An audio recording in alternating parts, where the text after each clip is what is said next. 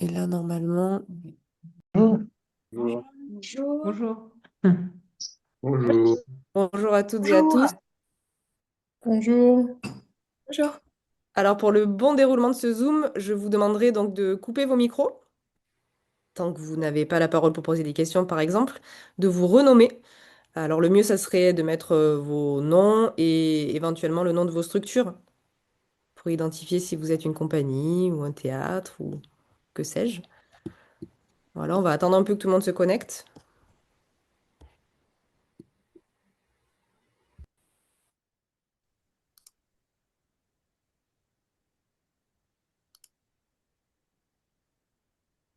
Bonjour. Bonjour, bonjour.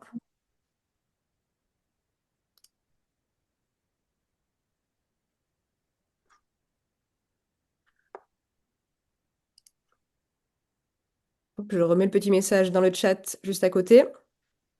Alors, je vous rappelle que cette réunion est enregistrée, puisqu'elle a pour vocation d'être après rediffusée sur nos réseaux sociaux, puis sur notre site internet. Donc, si vous ne souhaitez pas apparaître, vous pouvez couper votre caméra.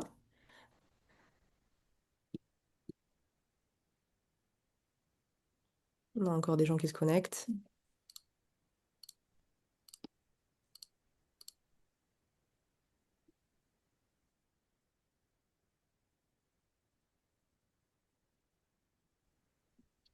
Excusez-moi, est-ce que quelqu'un sait comment renommer son nom? Je trouve pas du Oui. tout. Alors, normalement, vous avez trois petits points. Alors, ou en bas ou en haut de votre écran, et vous avez la possibilité de renommer. Vous trouvez? Je trouve les trois petits points. Ouais. Et puis après, c'est renommer, juste dans le menu. J'ai pas le truc renommé. J'ai que des. Bon, tant pis. Quand elles sont en haut, là, normalement, tu vois l'écran, a priori, où il y a Préparer sa venue au Festival Avignon. Il y a des petites vignettes en haut où tu as ta photo, sans doute, ou enfin, voilà. Et là, quand tu passes ta souris, tu as coupé le son, trois petits points. Et ces trois petits points-là, quand tu cliques dessus, tout en bas, il y a marqué renommé. Ça dépend des interfaces, en fait. C'est peut-être. Ah, Ça ah dépend oui. des versions aussi de Zoom. Bon, après, c'est pas dramatique, hein, c'est pour juste que tout le monde soit bien identifié. Mais après. Bon, je pense qu'on va pouvoir peut-être commencer. Si pour toi, Laura, c'est bon, il n'y a plus personne en salle d'attente. Bah déjà, merci à toutes et à tous de vous être connectés ce matin. C'est donc le premier webinaire de cette saison 2026. Voilà, donc bah, les webinaires, comme toujours, ils sont pensés pour être une boîte à outils, pour vous aider à préparer au mieux votre venue à Avignon. On aime beaucoup, on aime bien les animer avec des partenaires. Donc là, ce webinaire-là, ça sera avec ProArty, puisque ce sont des gens qui sont sur le terrain et qui ont toujours les éléments vraiment pratiques à vous apporter. Donc pour nous, c'est précieux. Voilà, après, vous avez tous les archives des webinaires qu'on a fait depuis maintenant 4 ans. Donc sur notre chaîne YouTube, sur notre site aussi. Je vous mettrai le lien juste après dans le chat pour que vous puissiez les consulter. Si vous avez voilà, des questions, si vous posez des questions et que vous vous dites que le sujet a peut-être déjà été abordé, bah, il ne faut pas hésiter à aller vous y référer. Chaque année, on essaie d'actualiser évidemment les sujets. Il y a des webinaires classiques qui reviennent chaque année, notamment sur les financements, sur la diffusion. Voilà, c'est quand même des webinaires qui sont très consultés, donc on les refait chaque année pour avoir vraiment les dernières informations. Mais sinon, beaucoup de sujets ont déjà été traités en webinaire. Voilà, donc là, aujourd'hui, nous avons Harold David, qui est notre directeur délégué, qui est ici, qui va peut-être faire un petit mot d'introduction. Et puis après, on passera la parole à ProArty. Donc, c'est Marion et Dante qui sont là et qui vous expliqueront tout ce qu'ils savent sur le mécénat. Harold, je te laisse la parole. Oui, bonjour à toutes et à tous. Merci Agnès. Écoutez, effectivement, je suis ravi qu'on relance pour cette saison 2026 notre série de webinaires qui s'inscrivent dans la logique d'accompagnement à la professionnalisation des actrices et des acteurs du off. Alors c'est vrai que beaucoup de ces webinaires sont à destination des compagnies et des structures de production, parmi les acteurs fondamentaux évidemment de ce qu'est le Festival Off Avignon. Avignon Festival et compagnie, c'est une association qui, comme vous le savez sans doute, a différentes missions, dont dont celle évidemment de produire le programme du Festival Off, mais aussi véritablement d'accompagner les acteurs sous de multiples formes, que ce soit avec effectivement des séquences participatives comme celle-ci aujourd'hui, d'information, de professionnalisation et de sensibilisation à différentes problématiques liées à la filière du spectacle vivant, mais aussi d'accompagner via des fonds de soutien et via tout un tas d'actions que au fur et à mesure de ces webinaires, justement, jusqu'au mois de juillet, vous allez pouvoir découvrir au fur et à mesure de la programmation. Je crois que le prochain, Agnès, va avoir lieu sur un autre, enfin le pendant un petit peu de celui d'aujourd'hui d'ailleurs, puisque ce sera la version des soutiens financiers en dehors du mécénat privé qui peuvent être mobilisés pour Avignon. Donc on va faire ça en partenariat avec le syndicat La Scène Indépendante qui vous présentera à cette occasion tous les dispositifs qui sont possiblement mobilisables pour financer une participation au Festival Off Avignon.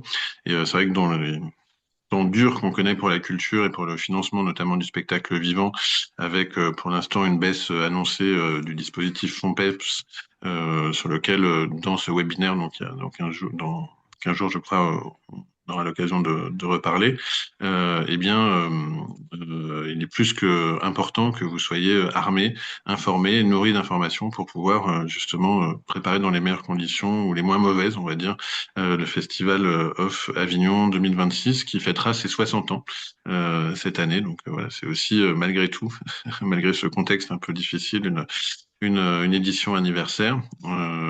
Voilà, je vais pas être plus long. Pour dire qu'AFSC est là pour être à vos côtés, que vous pouvez aussi adhérer si vous le souhaitez à AFSC. C'est important d'avoir une représentativité forte des actrices et des acteurs du off. Donc n'hésitez pas, la campagne va être bientôt lancée là au niveau des adhésions. Et j'en profite du coup pour saluer la présence de Raymond Yana, qui est notre coprésident, qui est à la fois théâtre et compagnie. Mais ce matin, il n'est pas là à titre donc de coprésident, mais bien de compagnie, puisque il joue et se produit aussi dans le cadre du Festival Off. Et donc, je tenais à saluer sa présence. Voilà, je ne vais pas être plus long. Je laisse la parole. Il y a Laura aussi peut-être qui doit intervenir. Non, c'est ça avant ProArty. Je remercie évidemment ProArty qui est un partenaire régulier d'Avignon Festival et compagnie. On fait pas mal de choses depuis de nombreuses années avec eux, avant le festival, mais aussi pendant le temps du festival. Et ils organisent notamment un temps fort qui, je crois, va se réitérer cette année, qui s'appelle Mécénée pour la culture, voilà, qui se déroule sur 2 jours et qui est un temps fort de réflexion aussi sur la place du mécénat dans l'écosystème du spectacle vivant aujourd'hui en France. Je vous souhaite un très bon webinaire et merci encore de votre présence et confiance pour suivre nos propositions. Bonne séance. Je prends du coup la main. Bonjour tout le monde, vraiment ravie d'être là. Du coup, moi, c'est mon premier webinaire, puisque du coup, je suis arrivée en poste en tant que responsable mécénat l'année dernière au sein d'Avignon Festival et compagnie. Je ne vais pas avoir grande intervention, mais j'ai pour mission en tout cas de vous présenter déjà l'association, même si Harold vient de le faire. Donc, je vais être très succincte. Mais du coup, Avignon Festival et compagnie est donc l'association qui porte le festival Off Avignon. En équipe permanente, aujourd'hui, on est quand même une petite quinzaine à organiser tout ça et du coup à accompagner évidemment à la professionnalisation des équipes artistiques. Et évidemment, on coordonne toute la communication pour faire festival chaque année en juillet. Et je vous parle du coup un petit peu rapidement parce qu'effectivement l'association, alors pas à travers l'association, mais à travers une fondation qui est abritée par la fondation FAS, peut-être que certains et certaines connaissent. Du coup, nous avons une fondation qui s'appelle Avignon Festival et compagnie, qui lève des fonds pour soutenir des projets d'intérêt général, sur coup à peu près sur 3 axes qui vont être donc l'inclusion et l'accès à la culture pour tous et pour toutes à travers notamment des dispositifs de billetterie solidaire, de médiation culturelle, de AC auprès de publics éloignés de la culture. On soutient également la jeune création émergente. Donc il existe le fonds de soutien. Actuellement, le mécénat ne finance pas ce dispositif, mais a priori, ça devrait être le cas très prochainement. Et également la réduction de l'empreinte carbone du festival, donc tout ce qui va être autour de l'écologie. Voilà en gros les 3 axes que nous permet de financer le mécénat au sein de l'association. Mais ce n'est pas du tout l'objet là de ce webinaire. Donc, je laisse la parole du coup à ProArty qui va vous expliquer un peu ce qui vous concerne. Bonjour, donc on va se présenter rapidement avec Dante et ensuite Dante va nous quitter parce que lui il s'occupe de l'accompagnement des porteurs de projets et donc il doit s'occuper de cet accompagnement-là. Peut-être Dante te présenter et puis on va Ouais, bien sûr. Bonjour tout le monde, je m'appelle Dante et du coup moi je suis chargé d'accompagnement mais aussi de valorisation des projets chez ProArty et du coup je travaille directement avec Marion. Voilà. Du coup, moi, je m'appelle Marion. Je travaille aussi à l'accompagnement des porteurs de projets. À l'accompagnement, on est trois. Donc voilà, il y a un responsable, Dante et moi. Donc voilà. En tout cas, si vous choisissez l'une de nos solutions en termes d'accompagnement, vous serez voilà, directement en contact avec Dante et moi. Je vais libérer Dante et je vais prendre du coup Bon webinaire. Alors, j'en profite juste pour rappeler, parce que je ne l'ai pas dit en introduction, si vous souhaitez effectivement prendre la parole, merci de demander dans le chat en écrivant parole, donc comme le précise le petit texte que j'ai copié-collé. Voilà, avec Laura, on notera les questions et on pourra les communiquer à Marion pendant les temps de pause dans ces parties de déroulé. Merci beaucoup. Alors, d'abord, juste pour vous préciser rapidement l'organisation du webinaire, donc vous avez pu voir le sommaire, mais là, dans la première partie, déjà, je vais vous présenter à mon tour ProArty, qui nous sommes, quelles sont les actions que l'on mène. Et ensuite, on parlera de l'éligibilité au mécénat, de la définition plus générale du mécénat. Et ensuite, dans un second temps, on parlera notamment de l'opération Mission Avignon, qui est une opération annuelle que ProArty porte chaque année, où on accompagne des porteurs de projets qui veulent participer au OFF et qui ont besoin de nouvelles sources de financement, mais aussi veulent créer de nouveaux liens avec leur public. Et en dernier, on parlera voilà, des solutions en termes d'accompagnement qu'on propose chez ProArty.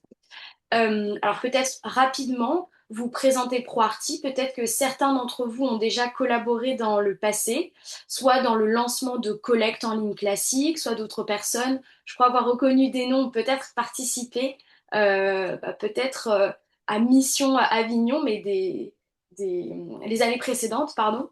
Donc voilà, petit rappel juste général de qui nous sommes. Ce qu'il faut retenir, c'est que ProArty, tout d'abord, c'est un fonds de dotation. On a un fonds de dotation, on a été créé en 2009 par son fondateur qui est Grégoire Harel. Ce qu'il faut retenir, c'est que nous, on est vraiment le premier acteur spécialisé dans le mécénat participatif. Voilà. Nous, on est vraiment voué à la création artistique et à la découverte culturelle. Notre travail, c'est vraiment d'accompagner des porteurs de projets qui sont structurés soit en tant que particuliers, en tant qu'association, ou en boîte de production et label en musique, qui ont pour volonté voilà, de lancer des projets chez nous qui ont besoin de nouvelles sources de financement et qui veulent faire appel à notre accompagnement, notamment en termes de mécénat. Nous, notre rôle, c'est vraiment dans l'écosystème culturel de démocratiser la pratique du mécénat.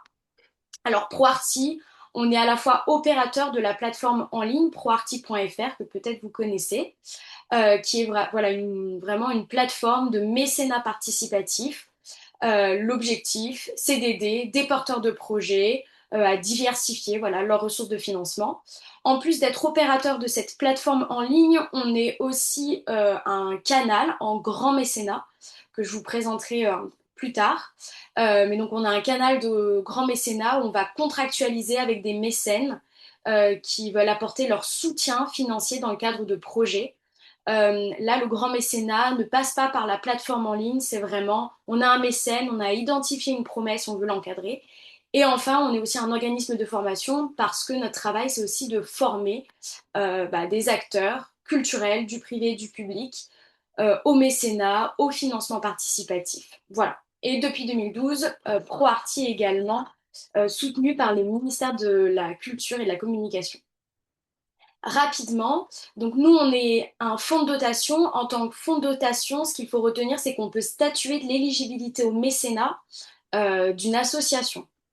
Nous, on ne fait pas de sélection artistique. Voilà, nous, on va vraiment étudier la viabilité, la faisabilité du projet.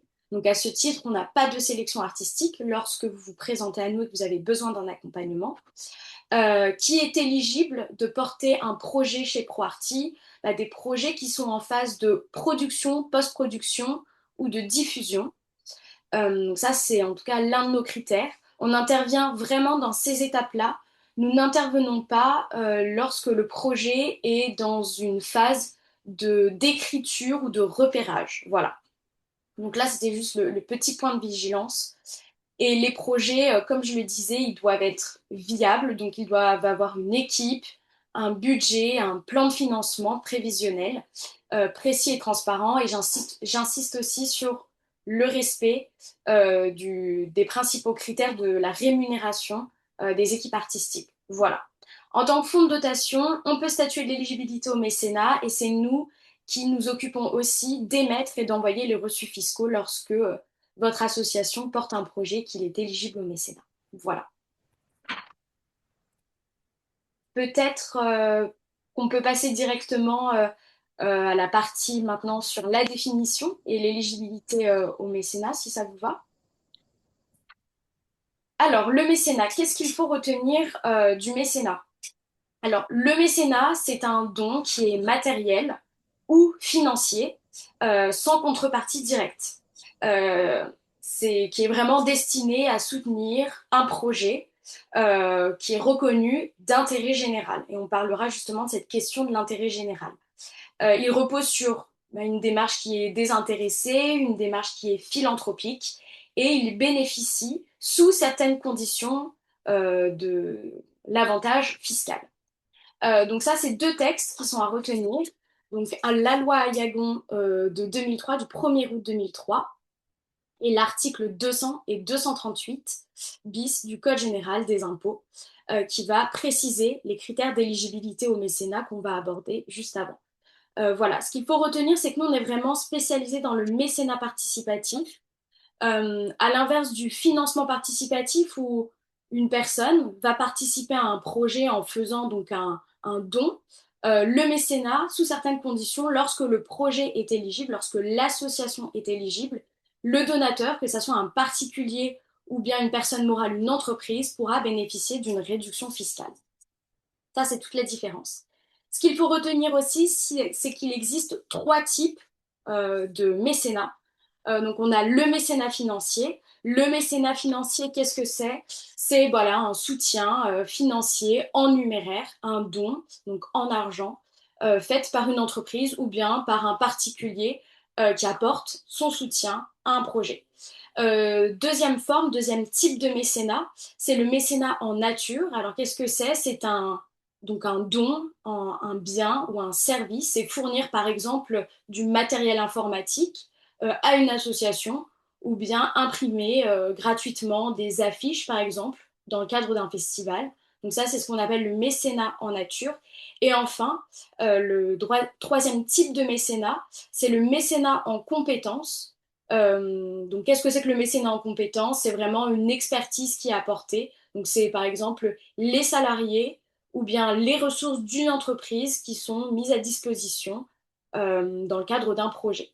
Petite question, est-ce qu'il y a des gens, là notamment dans ce webinaire, qui ont déjà fait du mécénat, voilà, qui ont été porteurs de projets et qui ont, voilà, que ce soit du mécénat financier, du mécénat en nature ou du mécénat en compétences, est-ce que certains d'entre vous sont familiers justement à ces trois types de mécénat? Est-ce que certains ont déjà pratiqué le mécénat? Vous pouvez allumer vos micros pour répondre, il n'y a pas y a pas de souci.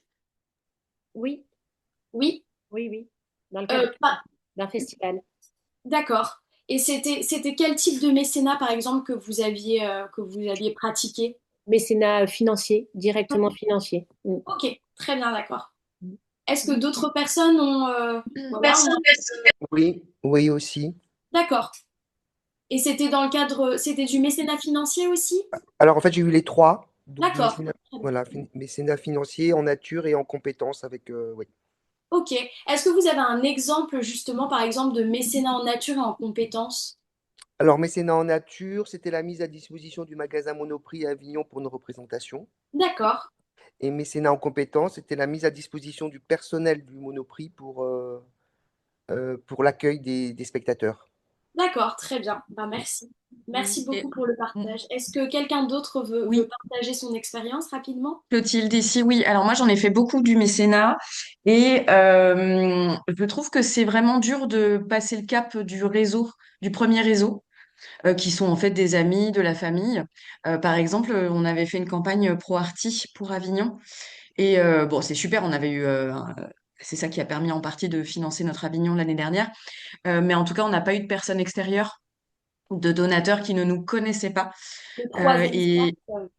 ouais, et là, cette année, alors, moi, je contacte beaucoup de fondations d'entreprises, mais je me heurte au fait que les fondations ne financent pas d'événementiel ni de spectacles vivants. Alors, d'ailleurs, à ce titre-là, dans le cadre de Mission Avignon, on a plusieurs webinaires. On va avoir un webinaire le 12 mars prochain, jeudi 12 mars, notamment sur les financements privés, sur les entreprises et les fondations. Voilà, donc si vous souhaitez vous y inscrire, ce sera sur le site de ProArti, mais du coup, on aura un webinaire d'1 heure et demie qui sera vraiment dédié à ça. Voilà. Je pense qu'on va pouvoir avancer. En tout cas, merci beaucoup pour votre partage. Alors peut-être, voilà, rappeler l'avantage fiscal justement du mécénat, notamment pour les donateurs. Alors si votre projet est éligible au mécénat, les dons qui sont versés dans le cadre de, par exemple, votre collecte, donneront droit à une réduction d'impôt pour vos donateurs. Alors il existe deux typologies de donateurs. On a à la fois les personnes physiques, c'est-à-dire les particuliers, et on a les personnes morales qui sont du coup, par exemple, les entreprises et les fondations. Alors, le particulier, il est assujetti à l'impôt sur les revenus et donc il aura une réduction d'impôt équivalente à 66% du montant du don dans la limite des 20% du revenu imposable. Une personne morale qui est assujettie à ce qu'on appelle l'impôt sur les sociétés aura une réduction d'impôt équivalente à 60% du montant du don dans la limite de 0,5% du chiffre d'affaires hors taxe. Gardez aussi en tête que les dons sont étalables sur 5 ans. Et donc, gardez aussi cette question voilà, du 20% de revenus imposables pour les particuliers et 0,5% du chiffre d'affaires hors taxe. Voilà, dans la limite des 20 000 euros. Rapidement, comment savoir si mon projet est éligible au mécénat? Comment savoir si justement les donateurs qui veulent participer à mon projet, donc qu'ils soient particuliers ou que ce soit par exemple des personnes morales des entreprises, comment savoir si donc je peux bénéficier du mécénat? Alors, il y a plusieurs critères. Le premier critère, le critère d'être constitué en tant que personne morale. Ce qu'il faut retenir, c'est que seules les personnes morales peuvent être éligibles sous certaines conditions au régime du mécénat. Alors, il faut être structuré en tant que personne morale, avoir son siège et exercer son activité en France et être reconnu d'intérêt général. Comment savoir si moi je suis structurée par exemple en tant qu'association, je suis donc bien une personne morale, j'ai mon siège et j'exerce mon activité en France. Comment savoir si je respecte bien l'intérêt général et qu'est-ce que veut dire l'intérêt général? Alors, il y a trois grands critères principaux à respecter qui, pour nous, ProArti, sont importants puisque lorsqu'on va faire l'étude de l'éligibilité au mécénat d'une association qui va prendre contact avec nous et qui va, par exemple, dans le cadre de Mission Avignon, vouloir porter une collecte en ligne sur ProArti, nous, on va devoir s'assurer que l'association est reconnue d'intérêt général. Pour vérifier ça, on va étudier si l'association respecte bien ces trois grands critères. Le premier critère, c'est le critère de la gestion des intéressés. Donc, les dirigeants de droit et de fait de la structure sont bénévoles. Le deuxième critère important, ça va être l'activité principale. Il faut que la structure, son activité principale, soit la représentation d'une œuvre à un public. Voilà. Et le troisième critère, c'est l'absence de cercle restreint. L'activité de la structure bénéficie à un public large. Exemple, par exemple, de cette question du cercle restreint. Souvent, des porteurs de projets nous disent, alors moi, je crois que je respecte les deux premiers critères. Par contre, qu'est-ce que ça veut dire le critère du cercle restreint? Exemple très concret, on a eu une fois un porteur de projet qui était constitué en tant qu'association. C'était une association de parents d'élèves, notamment dans les statuts, dans l'objet. Toutes les activités étaient uniquement des activités qui étaient en direction des parents d'élèves et des étudiants. Pareil, dans le rapport d'activité, qui est l'un des documents que nous, on va étudier, dans le rapport d'activité, toutes les activités qui avaient été, par exemple, proposées en 2025 étaient uniquement des activités en direction des parents d'élèves et des élèves. Donc là, on a vraiment cette question pardon, du cercle restreint parce que toutes les activités ne bénéficient pas à un public large. Donc ça, c'est pour ce critère de l'intérêt, du cercle restreint, pardon. Autre petit point de vigilance sur l'activité principale. L'activité principale, nous, on a besoin de s'assurer que l'association, son activité principale, c'est la représentation d'une œuvre à un public. Il est toléré qu'une association dans le spectacle vivant, et c'est ce qu'on appelle le cas spectacle vivant, il est toléré qu'une association dans le spectacle vivant ait des activités annexes, des activités lucratives. Par contre, nous, on doit s'assurer que l'activité principale et prépondérante de l'association, c'est la représentation d'une œuvre à un public. On doit également s'assurer que, par exemple, le projet qui va être porté chez ProArty est un projet où tous les fonds vont être uniquement alloués à la représentation au public d'une œuvre. Voilà. Ça, c'est les 3 grands critères que nous, on va étudier. La gestion des intéressés, l'activité principale qui doit être une activité de représentation d'une œuvre à un public et l'absence de cercle restreint. Ce cas de l'exception spectacle vivant, c'est un cas souvent, lorsqu'on étudie l'éligibilité au mécénat d'une association, notamment dans le cadre de Mission Avignon, on a souvent des associations qui viennent et qui ont dans leurs activités, dans leur rapport d'activité et dans leur bilan comptable et compte de résultats, on se rend compte qu'il y a des activités lucratives annexes. Et donc, si nous, à la lecture de ces éléments-là, et notamment l'élément comptable du bilan comptable et compte de résultats, si à la lecture de ces éléments, on se rend bien compte que l'activité principale et prépondérante, c'est l'activité de représentation d'une œuvre à un public, alors ce critère-là est coché. Voilà. Est-ce que vous avez des questions justement sur ces 3 grands critères de l'intérêt général, si vous êtes structuré en tant qu'association et que vous vous posez encore des questions sur est-ce que je suis éligible au mécénat, est-ce que je réponds bien à ces critères? Est-ce que vous avez des questions ou besoin de précision à ce Moi, stade? j'en ai une. Oui, Bonjour, moi je m'appelle Sabrine et j'avais une question. Si notre structure n'est pas une association, est-ce que du coup ça nous exclut de fait? Parce que moi c'est une SAS, enfin une SASU. Est-ce que, du coup je me pose la question de est-ce que je suis concernée ou pas? Alors, donc là, c'est une très bonne question. Là, je vous parlais justement des personnes morales en vous disant qu'uniquement les personnes morales pouvaient être éligibles au mécénat. Là, on l'a bien compris, une société commerciale, une SASU, a une activité lucrative et donc ne répond pas justement aux critères que je viens de vous citer. Une société commerciale, donc par exemple une SARL, une SAS, une SASU, une société commerciale, une boîte de production par exemple, ne peut pas être éligible par nature au mécénat puisqu'elle a une activité lucrative. Par contre, ProArty a créé un système qui permet aux sociétés commerciales de pouvoir porter un projet sur ProArty et avoir le projet éligible au mécénat. Non pas parce que le porteur de projet l'est, parce qu'une société commerciale par nature ne l'est pas.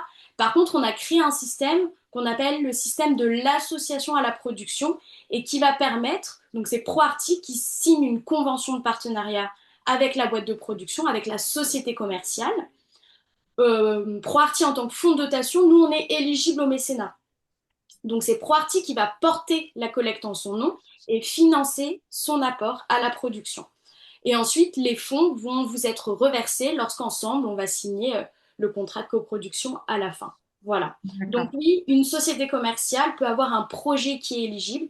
Une société commerciale par nature n'est pas éligible au mécénat. Par contre, on a ce système de la coproduction qui va vous permettre d'avoir un projet qui va ouvrir justement la défiscalisation à vos donateurs, que ce soit des particuliers ou bien des entreprises. Voilà, des personnes morales.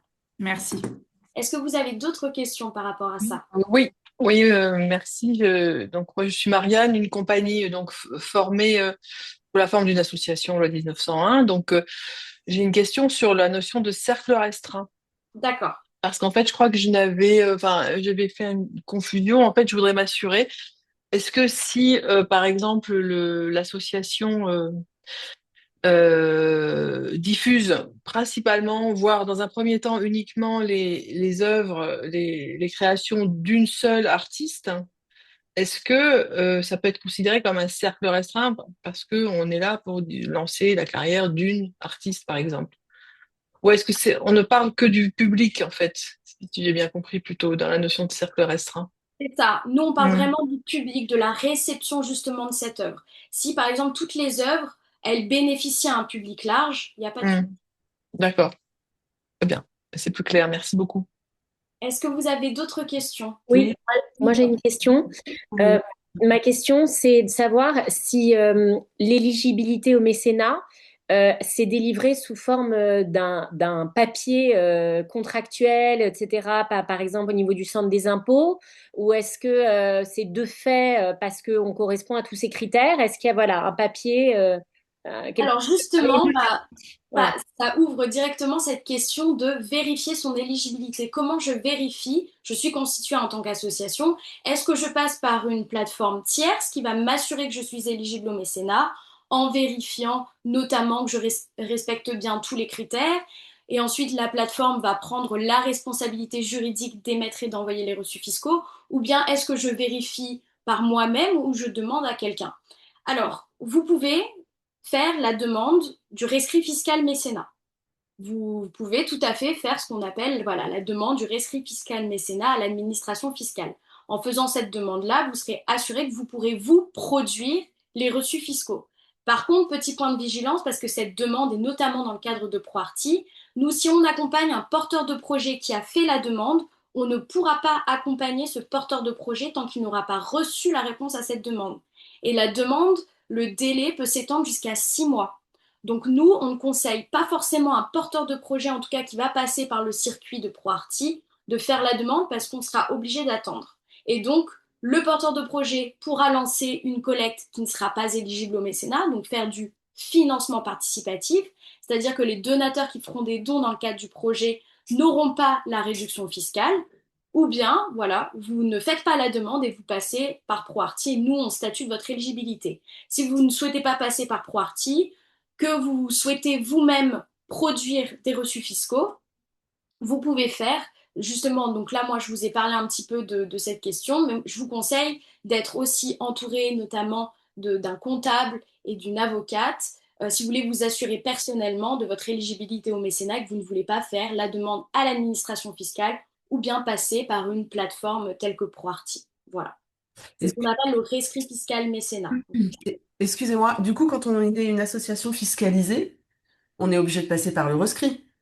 Alors, vous n'êtes pas obligé de passer par le rescrit. Le rescrit fiscal mécénat n'est absolument pas obligatoire, non. Ok, c'est vraiment en fonction, même si on est fiscalisé, c'est en fonction du projet. C'est ça, de Ok, l'association, ok, de Il la est, situation du projet. Oui. il y a une question dans le chat. Une seule œuvre pour un public à chaque fois ou plusieurs œuvres possibles pour plusieurs publics? Alors, c'est-à-dire, moi, je vais vous répondre là pour l'éligibilité au mécénat, c'est vraiment au titre de la structure, hein. C'est au titre de la structure et non pas au titre d'un projet. Voilà, vous faites cette demande parce que vous voulez vous assurer que l'association est en capacité de pouvoir recevoir des dons et de produire voilà, un reçu fiscal pour le donateur, permettre la déduction fiscale pour un donateur. Voilà, donc c'est vraiment au titre de l'association. Par contre, là, chez ProArti, notamment, là, c'est dans le cadre, vous avez un projet, mais nous, on doit s'assurer que l'association qui porte le projet est bien éligible au mécénat. Et c'est là qu'on fait l'étude des documents et des pièces justificatives. Nous, à titre informatif, les pièces qu'on va demander lorsque vous êtes constitué en tant qu'association pour nous assurer que vous êtes bien éligible au mécénat, c'est on va vous demander de nous envoyer les statuts, le récépissé de déclaration en préfecture, on va vous demander de nous envoyer le dernier rapport d'activité. Donc là, pour avoir une vraie visibilité des activités que vous avez produites tout au long de l'année, On aura besoin du bilan comptable avec compte de résultat, justement pour s'assurer que l'activité principale, c'est bien une activité de représentation à un public et pas des activités lucratives annexes. La liste des membres du bureau et votre RIB. Voilà, ça c'est les documents qu'on va vous demander pour statuer de votre éligibilité au mécénat. Ce qu'il faut savoir aussi, c'est que l'éligibilité au mécénat, elle est annuelle. C'est-à-dire que si vous aviez fait en 2019 une demande pour un rescrit fiscal mécénat et que vous venez chez ProArty en disant ProArty, vous n'avez pas besoin de vérifier notre éligibilité parce qu'on a fait la demande de rescrit fiscal mécénat il y a 5 ans. La demande, c'est une demande annuelle. Voilà, donc la demande du rescrit fiscal mécénat, c'est également une demande annuelle. Nous, chez ProArtif, si vous avez porté une collecte chez nous l'année dernière et que vous revenez cette année, on va vous redemander de nous réenvoyer les documents récents que vous avez de l'association. Voilà. Parce qu'encore une fois, c'est une vérification annuelle. Et la loi qui encadre le mécénat, elle est extrêmement stricte à ce sujet-là. Donc on est obligé de faire à chaque fois une veille des documents de l'association même si une collecte a déjà été portée chez nous et qu'elle était éligible à l'époque. Alors, j'ai d'autres questions. Du coup, si on passe par ProArty pour vérifier son éligibilité au mécénat, quel est le coût? Alors, on prend, si vous êtes constitué en tant qu'association, si vous êtes une association, on va prendre des frais de gestion à hauteur de 8% de la somme totale récoltée. 8% sur la somme totale, voilà. Si vous êtes constitué en tant que société commerciale, c'est 10% qu'on prend sur la somme totale collectée. Et si vous êtes un particulier, comme je le disais, un particulier par nature n'est pas éligible au mécénat. Par contre, vous avez la possibilité de lancer une collecte en financement participatif chez ProArty qui n'ouvrira pas droit à la réduction fiscale pour vos donateurs, mais vous pouvez tout à fait lancer une collecte chez nous en tant que particulier et là, c'est des frais de gestion à hauteur de 8%. Voilà. Je précise également que si vous êtes une association et que vous n'êtes pas éligible au mécénat, vous avez la possibilité de vous orienter vers du financement participatif en passant par ProArty. Vous lancez donc une collecte qui n'ouvrira pas droit à la réduction fiscale pour vos donateurs. Alors, autre question. Peut-on être éligible au mécénat tout en étant assujetti à la TVA? Oui. Ok, super. Est-ce que ce sont les mêmes pièces qui sont demandées par les SASU? Non, pour les SASU, c'est particulier parce que, comme je vous le disais, les SASU, une société commerciale par nature, on n'a pas à vérifier son éligibilité au mécénat puisque elle n'est pas éligible au mécénat. Par contre, ensemble, on va signer une convention de partenariat qui va autoriser ProArty à porter la collecte en son nom. Et donc, pour signer cette convention de partenariat, cette coproduction, nous, on va vous demander de nous envoyer le CABIS de la société. Vous allez devoir nous envoyer des documents, un dossier de présentation de l'œuvre, un budget et un plan de financement de l'œuvre, ainsi que votre RIB. Voilà. Ça va être les documents dont on aura besoin pour signer ensemble la convention de partenariat. Mais encore une fois, on ne vérifie pas l'éligibilité d'une société commerciale, une boîte de production qui ferait appel à nous, parce que c'est un système particulier. Autre question. Si l'association est récente et n'a pas de bilan d'activité? Pas de souci. Si vous n'avez pas d'activité, si vous êtes une jeune association, que vous venez d'être créée récemment, que vous n'avez pas de rapport d'activité, vous n'avez pas eu d'entrée, pas de recette, c'est pas grave.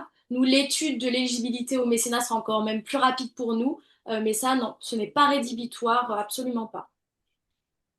Il est demandé si c'est possible d'écrire les pièces demandées, puisque la personne n'a pas eu le temps de noter, mais je pense que toutes les infos vous seront peut-être même envoyées par mail. Je ne sais pas, je Exactement, c'est m'avance, ça. mais ouais.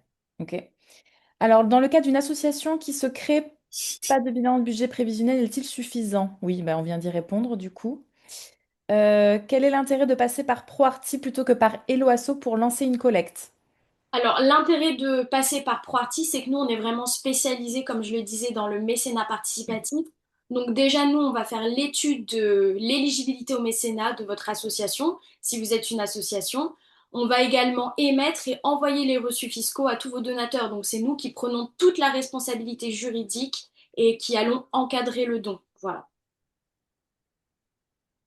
Donc, nous ne sommes pas obligés de faire la demande de rescrit fiscal pour être éligible au mécénat avec ProArty. Point Et d'interrogation. ProArty, non, non. On ne conseille pas aux porteurs de projets de faire la demande parce que, comme je le disais, on a ce délai.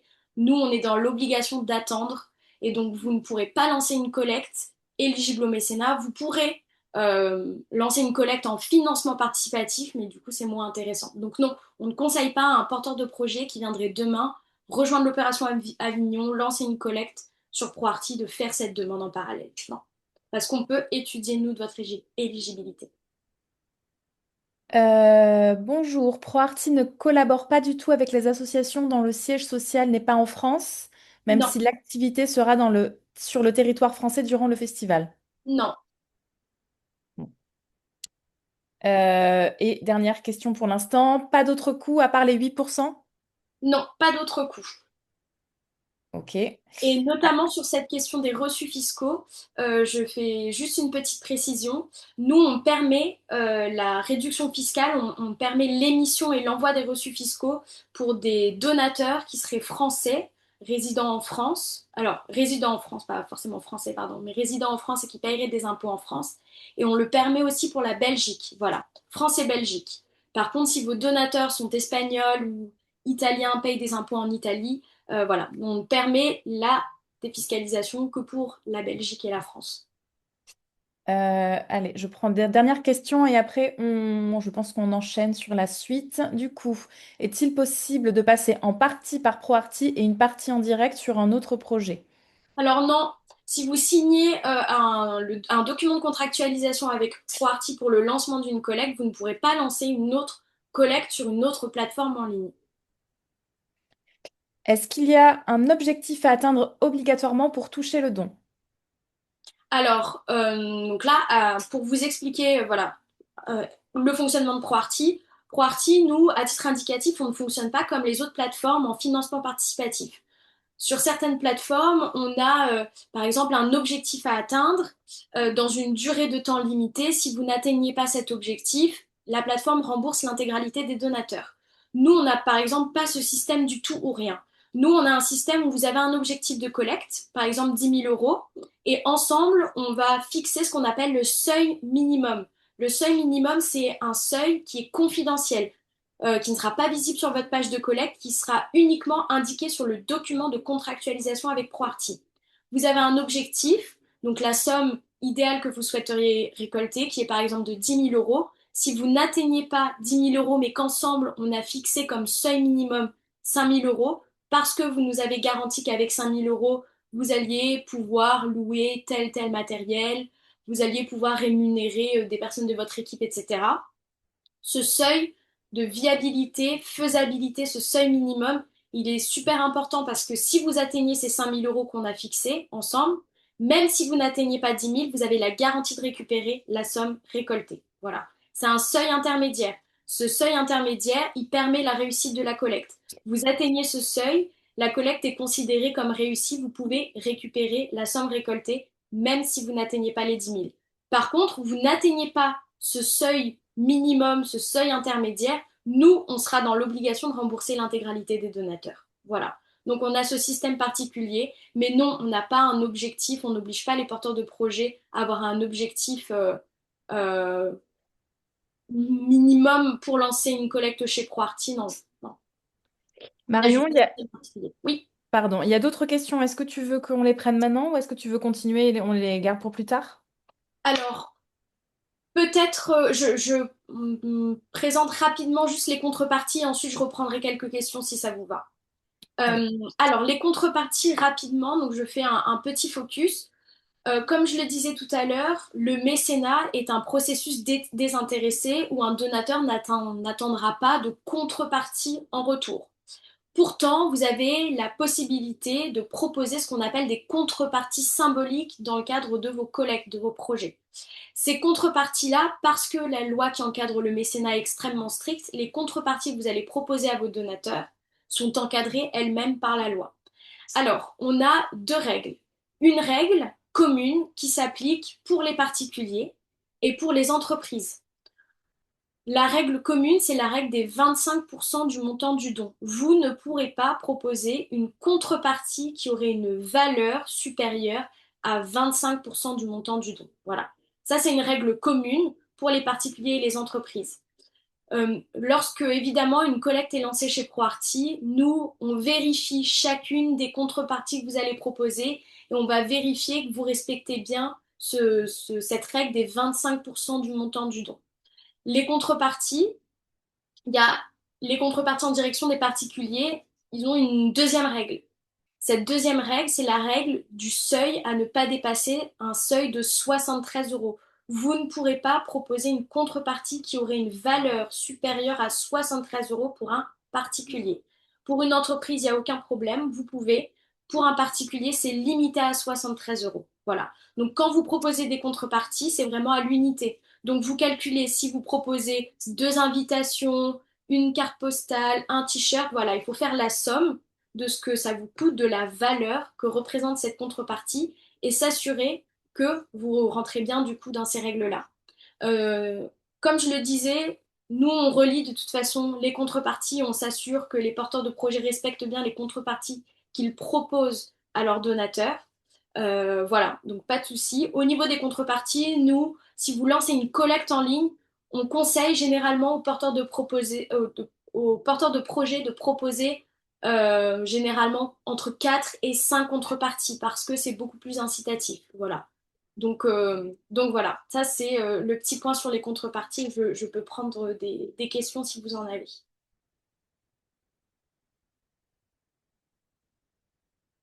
Est-ce que oui, je vous écoute si vous avez des questions. Oui, du coup, alors je te lis du coup les questions qu'il y a dans le chat. Bon, j'enchaîne sur celles qui concernent les contreparties puisqu'on vient d'en parler. Comment on justifie la valeur des contreparties? Alors, vous n'avez pas à les justifier dans le sens où nous, on ne va pas vous demander de nous envoyer une facture ou un devis. Par contre, lorsque vous allez proposer des paliers, proposer des contreparties, il va falloir que ça soit cohérent. C'est-à-dire que si vous proposez une invitation et que l'invitation, vous dites que la valeur de l'invitation que vous proposez coûte 5 euros, on sait très bien qu'une invitation ne coûte pas 5 euros. Voilà. Donc, nous, on reste quand même attentif à ça. Pardon. En passant par ProArty, nous devons communiquer nous-mêmes sur l'appel à mécénat? Point d'interrogation. Et j'enchaîne avec la question qui est un peu similaire. Est-ce que ProArty aide à trouver des mécènes en dehors du réseau propre à l'association Famille Amis? Alors nous n'avons pas pour vocation à aller chercher des mécènes. Lorsque vous faites appel à nous, voilà, nous, on n'a pas pour vocation à aller chercher des mécènes pour les porteurs de projets. Nous, on va être là vraiment dans un appui où on va vous donner des conseils pour améliorer votre page de collecte, on va vous donner des conseils, voilà, sur la communication. Par contre, voilà, on n'ira pas chercher des mécènes pour vous parce qu'on n'a pas cette base de données à vous fournir. On aimerait, voilà, vous aider dans un accompagnement et vous aider à trouver des mécènes, à sortir de ce cercle des proches. Malheureusement, on n'est pas encore en capacité de le faire. Par contre, nous, on va être vraiment un appui d'un point de vue juridique et on va être un appui aussi en termes de communication, puisque voilà, on va relayer tout votre contenu. On a des newsletters dédiés qui sont envoyés à des bases de données de mécènes que nous avons. Donc voilà, nous, on est plus là pour un relais et un appui. Par contre, on n'a pas pour vocation à aller chercher. Est-ce qu'une association qui a pour activité principale une école de théâtre, comptablement parlant, est éligible au mécénat? Alors, si l'activité principale et l'activité prépondérante, c'est que des activités lucratives de type stage, atelier, ça peut bloquer. Et souvent, c'est le cas dans l'opération Avignon, on a souvent des associations qui veulent lancer des collectes. Et en fait, l'activité principale, ce sont vraiment les stages et les ateliers. Et là, ça bloque. Quelle Après, durée... pardon. Pardon. Après, encore une fois, voilà. Moi, je vous conseille, si vous avez des questions, notamment sur ça, de revenir et de nous contacter. Et ensuite, nous, on voit au cas par cas en fonction des documents que vous nous envoyez. Par contre, effectivement, si l'activité prépondérante et qui est largement prépondérante, c'est ces activités lucratives, ça peut bloquer, oui. L'exclusivité s'applique aussi aux coproductions avec les entreprises? Non, pas du tout. Quelle durée de campagne de collecte conseillez-vous? Alors nous, on conseille aux porteurs de projets de lancer une collecte. Alors, dans le cadre d'Avignon, c'est particulier. Une collecte classique, vous venez vraiment à titre classique pour lancer une collecte chez nous. Nous, on conseille aux porteurs de projets de partir sur une durée de 2 mois. Mieux vaut partir sur une durée de 2 mois et ensuite demander à prolonger la collecte plutôt que de partir sur une durée de 4 mois. C'est un processus qui est fatigant, qui est chronophage. Donc partez plutôt sur une durée de 2 mois et ensuite, si vous savez que vous avez encore des promesses de dons qui vont arriver ou que vous avez des événements ou des moments de convivialité où vous allez pouvoir diffuser l'existence de cette collecte, alors on prolonge. Voilà. Mais nous, on conseille de partir sur 2 mois de collecte. On va pouvoir peut-être enchaîner sur justement l'opération Mission Avignon pour que je vous explique un petit peu cette opération qui est particulière puisqu'elle a une temporalité, notamment au niveau des collectes, qui est complètement différente avec les collectes classiques que l'on porte sur ProArty. Si ça vous va. Comme vous me dites, Laura, Agnès, si on peut se lancer dans Mission Avignon. Alors, il y a peut-être juste, comme on parlait des contreparties, il y a juste quelques questions qui concernent ça et après, Très si ça bien. te va, il y en a que quelques-unes. Comment la position d'un logo sur les affiches ou les tags sur réseau sont-ils évalués en termes de contrepartie aux dons? Alors, nous, on pourra vous l'envoyer, on a un barème, notamment au niveau de la communication, je ne veux pas vous dire de bêtises. Donc c'est vraiment au cas par cas, mais on a un barème qui fixe justement en fonction du projet, de l'envergure de la communication, si c'est au niveau national, international, national, voilà. Donc, euh, donc on a un barème et ça vous pourrez nous le demander, on vous le communiquera notamment. Vous conseillez d'offrir plusieurs contreparties. Cela signifie offrir un choix ou offrir plusieurs contreparties. Alors nous, quand on parle de contrepartie séquencée, c'est vraiment proposer différents paliers de dons. En proposant différents paliers de dons, vous allez proposer différentes contreparties avec évidemment différentes valeurs. Une première contrepartie pour un don, par exemple, de 5 à 15 euros, ça peut être une contrepartie qui est réellement symbolique, où vous dites à votre donateur, bon ben merci beaucoup. À partir de 20 à 25 euros, là, vous pouvez proposer, par exemple, d'ajouter par exemple, le donateur a une liste de contacts, envoyer du contenu personnalisé, des photos, des vidéos exclusives, des temps de répétition. Voilà, ça, finalement, l'envoi d'un mail et l'ajout de contacts à une newsletter ou à une base de données, ça ne va rien vous coûter, si ce n'est du temps humain. Et ensuite, lorsque vous atteignez, bah voilà, 50 euros, c'est à partir de ce moment-là où là, on propose plutôt des contreparties qui sont des contreparties matérielles. Par exemple, une affiche, un flyer, des choses comme ça. Et ensuite, plus on augmente et plus on propose, par exemple, des invitations. Et un autre type de contrepartie qui marche beaucoup, c'est les contreparties expérientielles, des moments de convivialité, des rencontres, rencontres notamment à Avignon, ou bien la rencontre au sein d'une entreprise. Voilà, vous rencontrez les salariés, vous leur faites par exemple, voilà, ça peut être un spectacle que vous proposez clé en main dans l'entreprise, ou bien ça peut être une rencontre de l'équipe artistique à la fin d'un spectacle. En tout cas, on garde toujours la règle des 25% du montant du don et le seuil des 73 euros pour les particuliers. Si ça dépasse 73 euros, là, on est dans une contrepartie qui est réservée pour les personnes morales. Marion, je te laisse du coup poursuivre. Très bien. Alors, je vais pouvoir passer du coup à la prochaine partie, qui est la partie consacrée à l'opération Mission Avignon. Alors, je crois avoir reconnu certaines personnes qui se sont inscrites, mais je crois qu'il y a des gens qui ont déjà participé à Mission Avignon. Sachez que Mission Avignon, cette année, a changé. En tout cas, les règles du jeu de Mission Avignon ont quelque peu évolué parce qu'on a beaucoup plus de participants et on est une petite équipe chez ProArty. Donc voilà, on a dû faire quelques ajustements. En tout cas, Mission Avignon, ce qu'il faut retenir, c'est qu'on a déjà 7 éditions qui ont été réalisées. Donc là, c'est la 8e édition qui a été lancée en décembre dernier. Pour rejoindre cette opération, pour rejoindre Mission Avignon, vous avez jusqu'au 31 avril 2026. Voilà. Donc vous avez jusqu'au 31 avril pour faire appel à nous, lancer une collecte chez ProArty.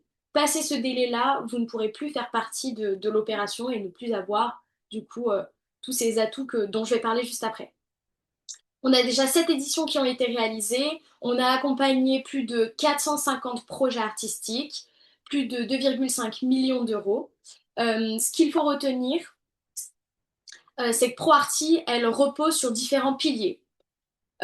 Mission Avignon de ProArty repose sur différents piliers. Donc Mission Avignon, vous l'avez compris, c'est vraiment une opération qui est dédiée aux porteurs de projets qui veulent participer au OFF, qui ont besoin de nouvelles sources de financement ou de financement complémentaire, mais aussi ont pour volonté de créer de nouveaux liens avec leur public. À ce titre-là, donc, les 4 grands principes de cette opération, c'est un coup de pouce financier, c'est-à-dire qu'on va abonder les collectes qui sont éligibles au mécénat euh, sous la forme de coups de pouce. Voilà. Je vais en parler juste après des abondements. Ensuite, on a un coup de pouce en communication. Nous, pendant toute la période du festival, pardon, on sera présent sur Avignon et on sera notamment présent parce qu'on a une brochure qui est sous la forme d'un programme qu'on va diffuser aussi chez tous les théâtres qui vont accueillir des spectacles dans le cadre de Mission Avignon. Donc on a cette brochure papier, ce programme ProArti qu'on va diffuser. On a également des newsletters qui vont être dédiés aux porteurs de projets et aux collectes Avignon. On va avoir des interviews et on a des posts sur tous nos canaux médias. Un accompagnement renforcé puisque, vous l'avez compris, nous déjà on va proposer des webinaires. On va proposer différents webinaires jusqu'au mois de mai sur des grandes thématiques, notamment une thématique importante comme les financements privés, la recherche de financement privé. Le prochain webinaire, ça va être le webinaire du 19 février qui va être consacré à la communication. Voilà. À ce titre-là, c'est mon collègue Dante que vous avez pu voir ce matin, enfin rencontrer ce matin, qui va présenter ce webinaire avec une autre invitée et qui va parler vraiment de la communication, comment je communique sur mon spectacle pendant et après Avignon. On a le 12 mars prochain, comme je le disais, un webinaire sur les financements privés des entreprises et ensuite on va avoir un webinaire sur la diffusion. Voilà, comment je diffuse mon spectacle l'après Avignon qui arrivera au mois d'avril. Cet accompagnement renforcé, il est aussi, dans cet accompagnement, il est également prévu qu'on met à disposition un code promo qui va vous permettre d'accéder à une vidéo du MOOC. Le MOOC, c'est ProArti, la ProArti School. Nous, on a des petites formations sous la forme de vidéos autour de thématiques et donc vous aurez la possibilité de choisir dans une des vidéos que nous proposons. Voilà. Et ça, on vous enverra du coup un code promo qui vous permettra de choisir le MOOC de votre choix. Et ensuite, un système de dons. On a un système particulier qui s'appelle le système du QR code de don express. En gros, c'est une page simplifiée de votre page de collecte qui va être accessible via un QR code que l'on va vous communiquer lorsque vous allez lancer votre collecte chez ProArti. Ce QR code, vous allez pouvoir l'ajouter à tous vos outils de communication. Vous allez pouvoir ajouter ce QR code, par exemple, sur vos flyers, sur vos programmes, à la sortie d'un spectacle. L'intérêt, c'est un peu comme sur la forme d'un chapeau, sauf que là, c'est un QR code où les gens vont simplement scanner, remplir toutes leurs informations et ensuite faire un don. Voilà. Donc ça, c'est le système du QR code de don express, comme vous pouvez le voir ici. Ce système, par exemple, nous, l'année dernière, pardon, on s'est vraiment rendu compte que certains porteurs de projets s'étaient vraiment emparés de cet outil en affichant vraiment des QR codes sur leur programme, sur leurs flyers, sur leurs petites cartes postales qu'ils offraient à la fin des spectacles. Voilà. Donc ce QR code, il peut être très intéressant pour vous parce qu'il va vous permettre de pouvoir récolter des dons pendant toute la période du festival. Ce qu'il faut retenir aussi, c'est que lorsque vous lancez une collecte chez ProArti, dans le cadre de Mission Avignon, les collectes sont ouvertes pendant toute la période du festival pour vous permettre d'avoir des dons complémentaires. Voilà. Pendant ce temps-là, donc imaginons que vous lancez votre collecte demain et qu'elle reste ouverte pendant tout le mois de juillet, vous avez évidemment la possibilité de demander un acompte à un moment. Voilà. Si vous avez besoin de récupérer une partie de la somme que vous avez récoltée, que vous ne pouvez pas attendre le mois d'août, qu'il y a des frais, voilà, vous aurez la possibilité de demander un acompte. Voilà. Donc ça, c'était juste la petite question, notamment tout à l'heure sur la temporalité d'une collecte. Là, la temporalité est complètement différente puisque les collectes sont ouvertes pendant toute la période du festival. Petit focus rapidement sur les coups de pouce financiers. L'un des piliers, l'un des 4 piliers de Mission Avignon repose notamment sur l'abondement des collectes. Petit point de vigilance, c'est uniquement les collectes qui sont éligibles au mécénat. Éligibles, c'est-à-dire que seules les associations qui sont éligibles pourront avoir ce don coup de pouce. Si vous êtes structuré sous la forme d'une société, vous ne pourrez pas bénéficier de ce don coup de pouce. Si vous êtes un particulier, vous n'êtes pas éligible au mécénat, donc vous n'aurez pas le droit au don coup de pouce. Ce don coup de pouce, il faut avoir un seuil minimum. Tout à l'heure, je vous parlais du seuil minimum, un objectif de collecte, un seuil intermédiaire. Le seuil minimum doit être de 3 000 euros. Au moment où vous allez lancer votre collecte, on va déjà abonder de 200 euros sur votre page de collecte. Et ensuite, si la collecte, elle dépasse 6 000 euros, ce 200 euros va se transformer en 400. Et si la collecte, elle dépasse 12 000 euros, et ben, ce don va se transformer en 800 euros. Voilà. Donc ça, c'est pour les coups de pouce financiers. Rapidement, sur la communication, comme je le disais tout à l'heure, nous, on a une vraie communication pendant toute la période de Mission Avignon, notamment sur nos différents canaux médias avec différents posts pour mettre en avant les collectes que l'on accompagne. On a des newsletters dédiés aux porteurs de projets, à l'opération, aux spectacles qui sont portés dans le cadre de Mission Avignon. On va avoir une vraie mise en avant des projets sur notre site. On va également proposer des événements pendant cette période où on va être présent à Avignon.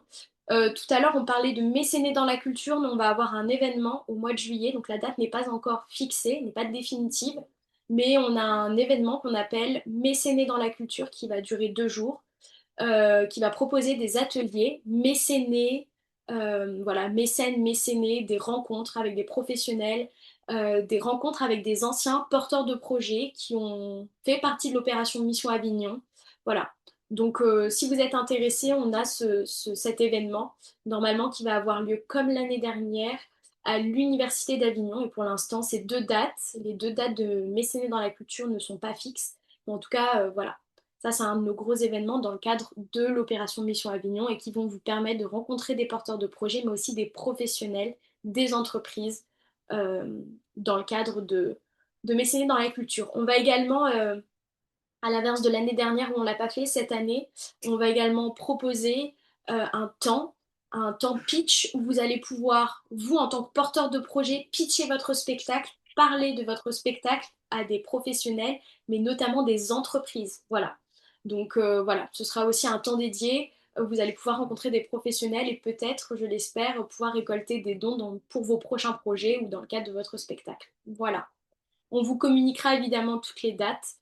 Les webinaires, on a le 19 février, comme je le disais tout à l'heure, sur la communication, le 12 mars sur la recherche de mécénat d'entreprise, et ensuite on va en avoir un en mai et un mai-avril qui sont encore à confirmer. De toute façon, toutes les informations sont communiquées sur le site de Mission Avignon, sur proarty.fr, voilà, avec les dates, avec un bouton, vous allez pouvoir vous inscrire au webinaire.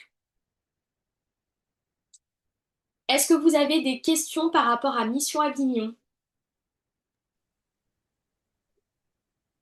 Alors, il y a des questions, mais qui sont pas forcément spécifiques à Mission Avignon, des questions que j'avais notées que j'ai pas encore eu le temps de poser dans les cadres de. Non, moi, j'en ai une, sinon. Pardon. Si. Allez. Comment est-ce qu'on intègre la mission Avignon?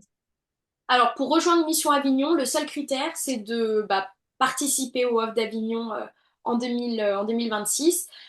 Pour rejoindre l'opération, c'est très simple.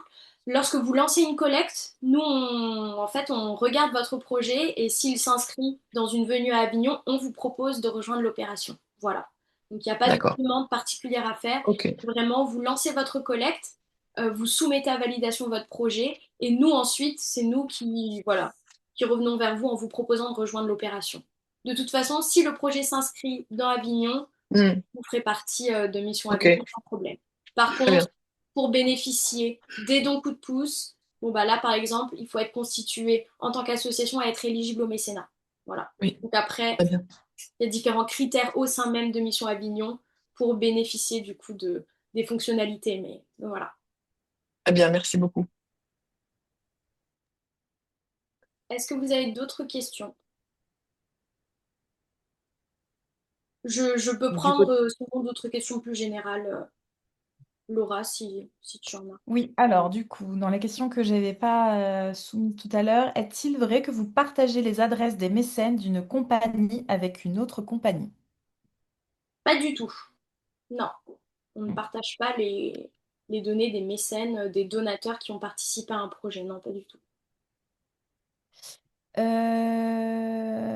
Une association peut-elle avoir dans ses statuts une activité d'intérêt général et la recherche de mécènes? Oui, dans vos statuts, oui, oui. Voilà. Si nous invitons les donateurs sur notre lieu de résidence de création pour un week-end de sortie de résidence, comment évaluer cette somme? Que je lis avec une autre question qui est en fait, est-ce qu'il sera possible d'adresser du coup aux participants un barème des contreparties, que ce soit sur les logos, réseaux sociaux, voilà, une idée de comment ils peuvent évaluer justement ces contreparties. Oui. Alors, pour le barème, vous pouvez nous envoyer un mail et nous, on vous l'enverra. Vous pouvez envoyer un mail à... De toute façon, les contacts vont être mis à la fin du support, mais à accompagnement@proarty.org. Voilà, vous pouvez nous faire la demande, on vous enverra le barème. Concernant la valorisation, si vous proposez un week-end, si vous proposez un événement, la valorisation, c'est vraiment la mise à disposition du personnel, de votre équipe artistique, combien de personnes, combien d'heures, voilà. Le plus souvent, ces moments de convivialité, il faut quand même les garder pour les entreprises parce qu'avec la règle des 73 euros, on épuise vite, on dépasse vite le seuil qui a été fixé. Voilà. Donc si par exemple c'est une après-midi où vous allez en entreprise et que vous proposez un atelier par exemple, combien de personnes de l'équipe vont se déplacer, le déplacement, combien ça va coûter, combien coûte un atelier, voilà. Y a-t-il un montant minimum ou maximum pour la collecte au-delà du coût de pouce? Alors non, il n'y a pas de montant maximum. Par contre, ce qu'il faut retenir, c'est que sur ProArty, vous ne pourrez pas faire de dons supérieurs à 9 999 euros. Ça, c'est la limite de la plateforme. Par contre, si vous avez un don qui dépasse 10 000 euros et que vous avez une collecte, à ce titre-là, vous revenez vers nous et vous nous dites, écoutez, on a une promesse de don qui ne peut pas être faite sur le site de ProArty. Et donc là, le donateur pourra le faire soit par chèque, soit par virement bancaire. Voilà. Le plus souvent, donc là, au niveau des objectifs moyens des collectes. Pour des collectes en mécénat participatif, qui sont des collectes classiques, généralement, c'est des objectifs à 8 000 euros. Ça, c'est pour des collectes classiques. Dans le cadre de Mission Avignon, évidemment, ça implique des frais supplémentaires. Donc là, on est plutôt dans des objectifs à 12 000 euros. Voilà, ça, c'est à titre indicatif. Et lorsque c'est des collectes, là c'est vraiment à titre indicatif, le plus gros c'est souvent quand c'est des collectes qui sont portées par des sociétés commerciales et notamment par exemple en audiovisuel. Là on a des objectifs de collecte qui peuvent aller jusqu'à 30 à 40 000 euros. Voilà, ça c'est pour les objectifs. Pour Mission, est-ce qu'il faut impérativement ouvrir une collecte de dons sur Arty? Alors j'ai pas entendu, pardon. Alors, pour Mission Avignon, est-ce qu'il faut impérativement ouvrir une collecte de dons sur ProArty? Alors pour Mission Avignon, non, vous n'êtes pas obligé de lancer une collecte sur ProArty parce que justement, je vais vous présenter les solutions qu'on vous propose. Alors rapidement, donc là c'est le déroulé de l'opération, voilà, à titre indicatif. Comme je le disais, vous pouvez vous référer à notre site internet pour avoir toutes les dates des prochains webinaires et pouvoir vous y inscrire.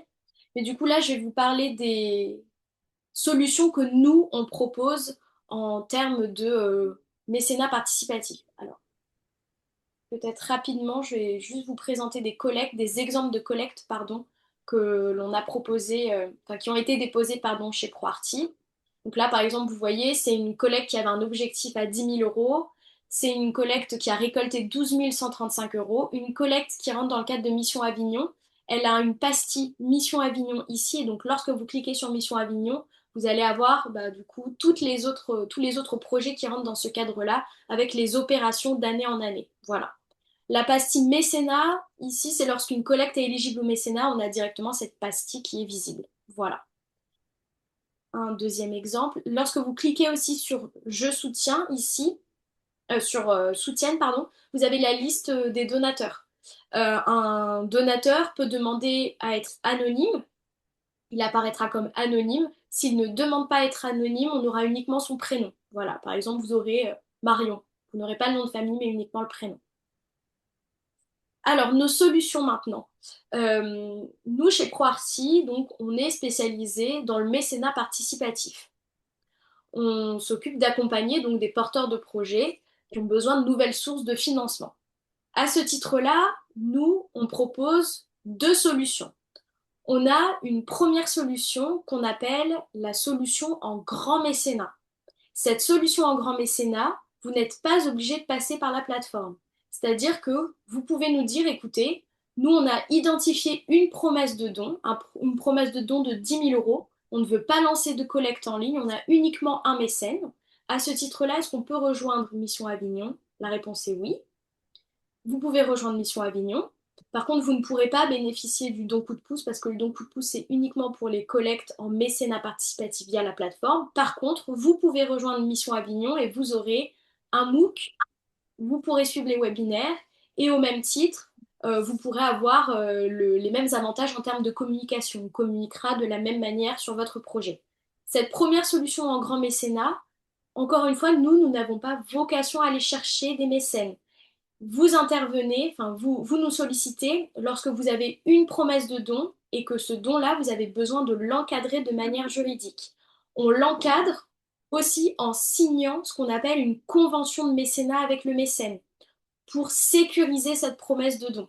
Et ensuite, on enverra le reçu fiscal à ce mécène. Voilà. Donc ça, c'est une première solution. Nous, on intervient vraiment comme l'intermédiaire où vous avez identifié cette promesse et vous avez besoin de la sécuriser pour pouvoir ensuite récupérer votre don. Ça, c'est la première solution, la solution en grand mécénat. Ensuite, on a une solution en mécénat participatif où là, c'est le lancement d'une collecte en ligne en passant par la plateforme ProArty. Donc, vous avez votre page de collecte qui est aussi votre outil de communication. Et sur cette page de collecte, vous avez un objectif de collecte et vous voulez récolter des petits à moyens dons. Voilà.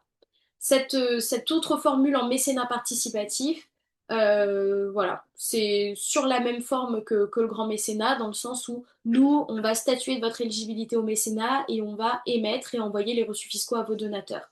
Sauf que là, dans du mécénat participatif, c'est une temporalité qui est différente.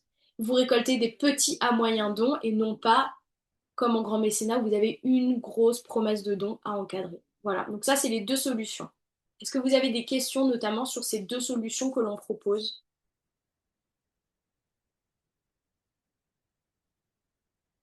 Non, pas de questions, pas besoin de précision sur ces deux solutions? Moi, j'en ai une. Oui, Oui, ok. Est-ce qu'on peut avoir recours aux deux solutions? exactement. Vous pouvez choisir la solution hybride où vous avez une collecte en ligne. Vous voulez récolter des petits à moyens dons, vous voulez aller solliciter vos proches, vos amis, les gens qui connaissent votre travail, votre réseau professionnel, mais parallèlement à ça, vous avez également une promesse de don, par exemple, d'une entreprise. Évidemment que ce don-là, nous, on peut l'ajouter à votre page de collecte. Voilà. Donc vous pouvez avoir évidemment les deux. Et quel est le coût du grand mécénat? C'est le même. Le grand mécénat, c'est 10%. Donc, par exemple, si vous avez un don de 10 000 euros, une seule promesse de don à 10 000 euros que vous voulez sécuriser, nous, on va prendre 10% de frais de gestion sur les 10 000 euros. Et j'avais également une question. Si on a déjà lancé une cagnotte en ligne, par exemple sur Hello Asso, est-ce qu'il y a un D'accord. moyen de la transférer sur votre plateforme? Alors, vous pouvez changer de plateforme et vous pouvez passer par ProArty, oui, bien sûr. Vous ne pourrez pas porter par contre de collecte et sur Eloasso et sur ProArty simultanément. Par contre, vous pourrez tout à fait mettre fin à la collecte que vous avez chez Eloasso et passer par ProArty.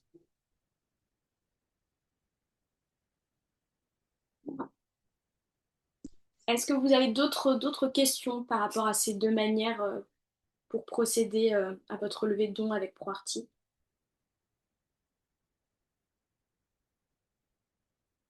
Non? Non, du côté du chat, on n'a rien. Ok. Bah écoutez, je pense avoir répondu, je l'espère, à toutes vos questions. Oui, N'hésitez excusez-moi, moi je voulais juste vous demander s'il y avait un moment idéal pour lancer la collecte dans le cadre de Mission Avignon. Alors, Mission Avignon, le plus tôt est le mieux. Plus vous allez vous y prendre tôt, plus la collecte va être en ligne longtemps, plus vous allez pouvoir récolter des dons. Donc le plus tôt est le mieux. En tout cas, vous avez jusqu'à fin avril pour pouvoir rejoindre l'opération. Si vous arrivez en début mai, malheureusement, vous pourrez lancer une collecte, mais elle ne fera pas partie de Mission Avignon. Ok, merci. Excusez-moi. Moi, j'ai une question, c'est sur les reçus fiscaux. Vous aviez parlé tout à l'heure donc des deux manières de rejoindre, en tout cas de pouvoir émettre des reçus fiscaux, soit faire une demande officielle auprès du gouvernement, soit voilà, soit passer par vous. Euh, il faut absolument avoir cette certification-là, entre guillemets. Une association ne peut pas faire un reçu, émettre un reçu fiscal en contrepartie d'un don. Le rescrit fiscal mécénat, ce n'est pas obligatoire. Pour vérifier votre éligibilité, soit vous vérifiez en faisant appel à des professionnels, donc soit vous vous entourez par exemple d'un avocat, une avocate, d'un comptable, et à ce titre-là, vous produisez ensuite les reçus fiscaux, ou bien vous faites appel à l'administration fiscale, et c'est l'administration fiscale qui va vous demander, vous faites une demande de rescrit fiscal mécénat à l'administration fiscale, et ensuite c'est l'administration fiscale qui va trancher, ou bien vous passez par une plateforme qui est habilitée à statuer de votre éligibilité au mécénat et à produire les reçus fiscaux et à les envoyer à vos donateurs. C'est vous qui choisissez. D'accord, merci beaucoup.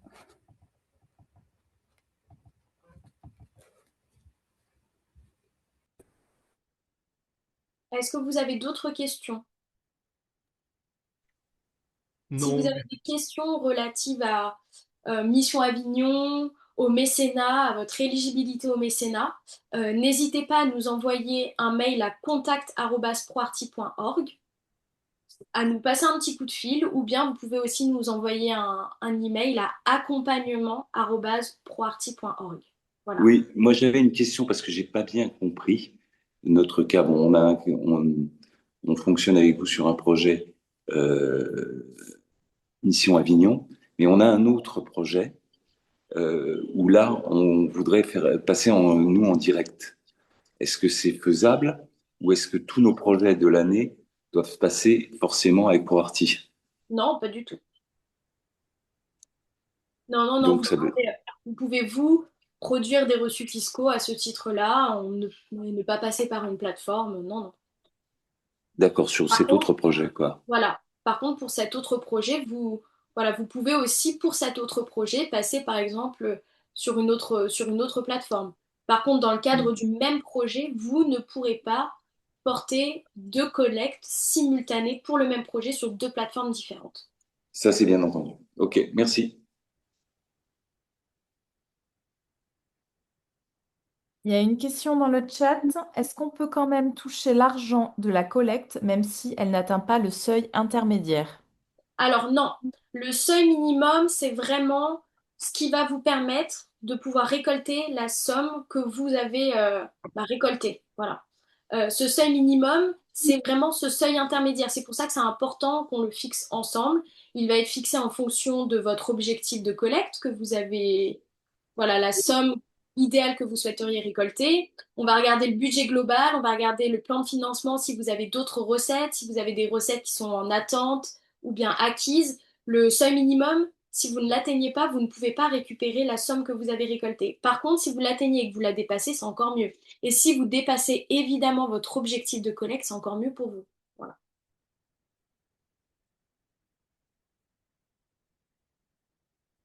Est-ce que vous avez d'autres questions? Oui, j'ai une question. Est-ce que ProArty peut nous aider avec le budget? Est-ce que ProArty peut vous aider avec le Préparer le budget pour la collecte.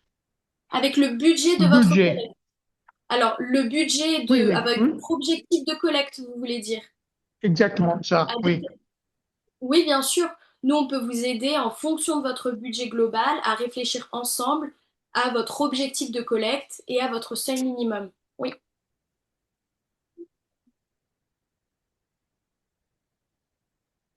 Oui, j'ai une question. Euh, une fois que la collecte est terminée, comment ça se passe pour récolter l'argent? Est-ce qu'on doit fournir toutes les preuves d'achat, de facture, du théâtre, des salaires, je sais pas. Oui, si vous êtes constitué en tant qu'association, vous allez avoir deux options. La première option, c'est l'option de l'acompte. À cette option de l'acompte, déjà, il faut que nous, on s'assure que vous avez bien, que la collecte est terminée, que vous avez bien atteint votre seuil minimum.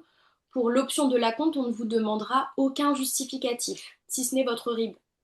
Par contre, si vous voulez récupérer la somme totale récoltée, donc le solde en une fois, donc le solde moins évidemment les 8% de frais de gestion de ProArty, pour le solde en une fois, là par contre ça va être sous présentation de justificatif. Et vous allez devoir nous envoyer des justificatifs à hauteur d'au moins 92% de la somme récoltée. C'est-à-dire 100% moins 8% de frais de gestion. Et ces 92% de la somme récoltée, il faudra nous fournir du coup des justificatifs sous la forme de factures acquittées. Vous pouvez nous envoyer des factures acquittées, un contrat de location du lieu, des fiches de paye, tout justificatif qui prouve qu'il y a eu des dépenses dans le cadre du projet. Par contre, on a des associations qui ne sont pas en capacité justement d'avancer et qui ont besoin de récupérer une partie de la somme récoltée. Et donc, c'est là que l'option de l'acompte, elle est intéressante. Et donc là, les porteurs de projets nous demandent un acompte. Par contre, pour récupérer le pourcentage restant dans les caisses de ProArty, donc ce qu'il va nous rester, là, vous allez devoir nous envoyer des justificatifs à hauteur d'au moins 92% de la somme totale récoltée. Voilà, pour récupérer le pourcentage restant chez ProArty. Et vous aurez 3 ans, à partir du moment où vous avez fait votre demande d'acompte, vous aurez 3 ans pour nous envoyer ces factures. Et obtenir le reste. Et alors, l'acompte, justement, c'est à partir de quand et jusqu'à combien de pourcentage de la L'acompte, c'est cagnotte? 80% de la somme totale récoltée, moins les 8% de frais de gestion. Ah bah, j'arrive au bon moment. Merci.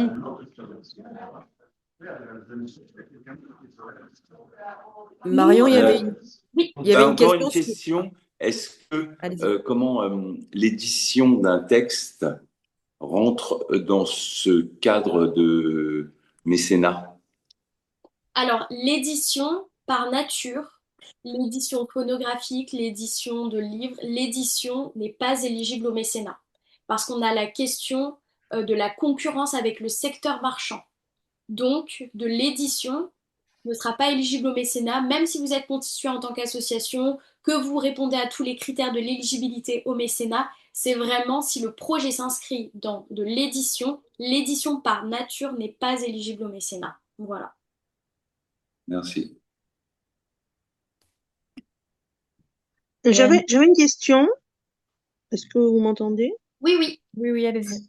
Je suis dans la phase de création là, d'une association dans le spectacle vivant et avec un but d'intérêt général, des actions à destination des publics éloignés justement du spectacle vivant. Et parallèlement, je souhaite faire de la recherche de mécènes. Est-ce que je peux mettre tout ça dans les statuts ou il faut que je fasse deux choses différentes?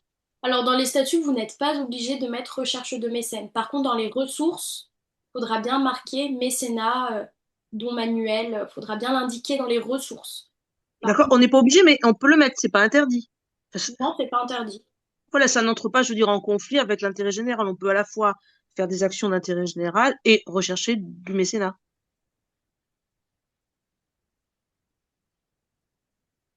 Pardon, je sais pas si vous m'avez entendu. Oui, oui. Oui, voilà, c'est un peu ça ma question. Faut pas que ça rentre en conflit. Excusez-moi, j'ai une question à nouveau pour l'édition.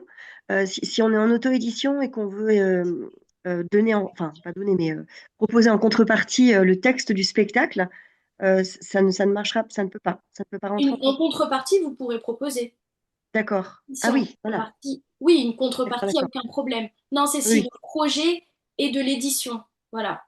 Ah, d'accord. C'est de l'édition, par exemple, l'édition d'un texte, d'un livre, etc. Oui, oui. L'édition, le projet en lui-même, ne pourra pas être éligible au mécénat. D'accord, ok. Très bien. Donc, je reviens sur ma question, la compatibilité entre l'objectif d'intérêt général et la recherche de mécénat dans les statuts. Oui. Donc, si je crée enfin, c'est en cours, c'est pas encore fait, une association donc, dans le spectacle vivant, avec des actions à destination des publics éloignés du spectacle vivant, avec des partenaires d'intérêt social. Est-ce que je peux dire aussi que parallèlement, en même temps, le but de cet asso, c'est aussi de rechercher du mécénat? Alors, votre but à vous, le but de l'association, c'est de chercher du mécénat pour vous dans le cadre de vos projets. Non, Du mécénat pour le but, c'est de mettre en œuvre des actions à destination des publics éloignés du spectacle vivant et, et avec aussi une recherche de mécénat en parallèle. Le but, c'est pas le mécénat, c'est pas le mécénat, c'est les actions d'intérêt général, mais est-ce que je peux mettre ça aussi en plus? Voilà, en fait, c'était ça la question. Est-ce Oui, que, oui. Alors, pour être très honnête, on n'a jamais eu le cas. Moi, je n'ai jamais eu de statut avec D'accord, la mention de recherche de mécénat ou de partenariat dans l'objet d'accord, du statut. Donc, très bien. Bon. Et par contre, on peut le mettre dans le budget, c'est ce que vous disiez, oui, oui. pour évidemment aider à financer ces actions. Et dans les ressources de l'association, dans les Merci. statuts, il y a l'article ressources de l'association et c'est là que vous mettez que vous avez des dons et du mécénat, mais pas forcément dans l'objet de l'association. Voilà. Ben, en fait, pour l'instant, on les a pas, on les recherche. Donc, c'est ça un peu. C'est Mais ça, c'est qu'on est en phase de création, et on va le mettre dans le budget prévisionnel, mais on les a pas concrètement, tout de suite Oui, en oui, tout cas. oui. Bah, vous mettez en cours dans vos ressources, Voilà, vous mettez en cours ou en attente. d'accord. Mais je le mets pas comme ça dans les statuts. Je Alors, l'intègre pas en plus. moi, honnêtement, je n'ai jamais On eu l'a de jamais vu. mécénat ou partenariat dans l'objet des statuts d'une association. Très bien. Voilà, moi, c'est clair. Je ne vous le Parfait. conseille pas forcément. Très bien. Je vous remercie. Est-ce que vous avez d'autres questions? Alors oui, dans le chat, il y a trois autres questions qui sont arrivées. Celle du... Alors, quel est votre délai pour faire le virement une fois les justifs fournis?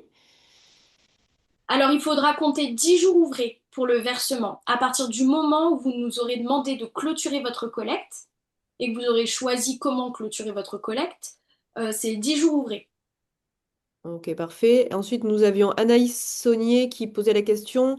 Pour être certaine d'avoir bien compris, pour intégrer Mission Avignon, ce n'est pas une condition d'avoir ouvert une collecte sur ProArty. On peut avoir ouvert une collecte sur Hello Asso, par exemple, et intégrer Mission Avignon? Ah non, Mission Avignon, non. Non, non, Mission Avignon, c'est vraiment, vous avez un projet, le projet est accompagné par ProArty à ce titre-là, que ça soit du grand mécénat ou du mécénat participatif, vous pouvez rejoindre l'opération. Par contre, si vous portez une collecte ailleurs sur notre plateforme, vous ne pourrez pas rejoindre l'opération Mission Avignon, non. Ok. Et dernière question de Léa, il est écrit sur le site que nous devons nous engager à rémunérer l'intégralité de l'équipe selon les conventions collectives applicables. Est-ce possible si à la fin du festival, on n'a pas réuni assez d'argent pour rémunérer tous les artistes sur l'intégralité des dates, de faire par exemple seulement 15 cachets pour 18 représentations? Alors, pour toutes les questions relatives aux justificatifs, je vous conseille directement de nous contacter et ensuite nous, voilà, au cas par cas, on verra avec vous en fonction de la situation. Mais c'est vrai que la question de la rémunération des équipes artistiques, nous, on insiste vraiment sur ça. Voilà, de bien l'intégrer à votre budget lorsque vous lancez une collecte, qu'il y ait bien une ligne sur la rémunération des artistes. Ok, parfait. Bah écoute, j'ai pas d'autres questions. J'avais quand même une question sur le support, savoir s'il leur serait envoyé.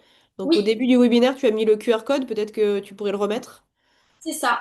Vous pouvez scanner le QR code qu'il y a sur votre écran et nous ensuite on va vous envoyer un petit mail avec un petit récapitulatif de ce qu'on s'est dit aujourd'hui. Nous, chez ProArty, on fait également des webinaires. On a un webinaire demain à 10h30 pour ceux que ça intéresse et pour ceux qui veulent lancer une collecte chez nous.